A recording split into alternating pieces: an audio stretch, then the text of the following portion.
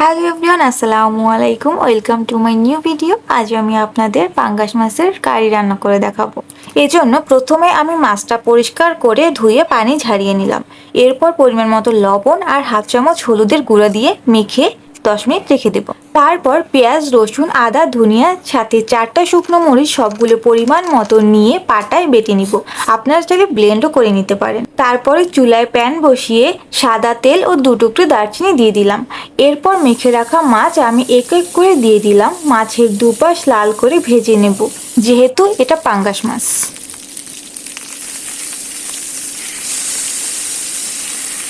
মাছগুলো ভাজা হয়ে গেলে এক এক করে সবগুলো উঠিয়ে নেব। এরপর বেটে রাখা মশলা দিয়ে দেব।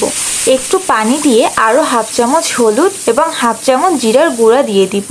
মরিচ গুঁড়াটা দিলাম না, কারণ বাটা মশলায় মরিচ দিয়ে দিয়েছিলাম।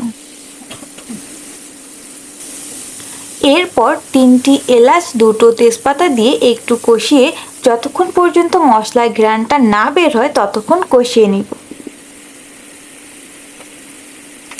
যখন মশলার তেল ছেড়ে দিবে তখন 1.5 চামচ চিনি এবং হাফ কাপ দুধ দিয়ে নেড়েচেড়ে নিব।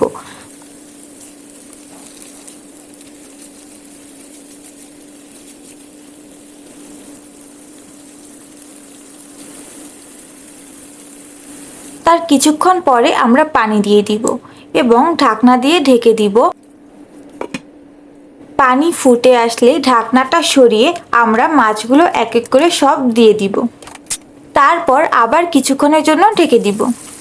এরপরে পানি কমে আসলে আমরা 1 চামচ জিরার গুঁড়া দিব। এভাবেই হয়ে গেল আমার পাঙ্গাস মাছের কারি রেসিপি। যদি ভিডিওটা ভালো লেগে থাকে তাহলে অবশ্যই লাইক, কমেন্ট এবং শেয়ার করবেন। আপনারা বাসায় অবশ্যই ট্রাই করবেন এবং আমাকে কমেন্ট করে জানাবেন কেমন হয়েছে। তো আজকের ভিডিওটা এই পর্যন্তই। সবাই ভালো থাকবেন, সুস্থ থাকবেন। দেখা হবে নেক্সট ভিডিওতে। আল্লাহ হাফেজ।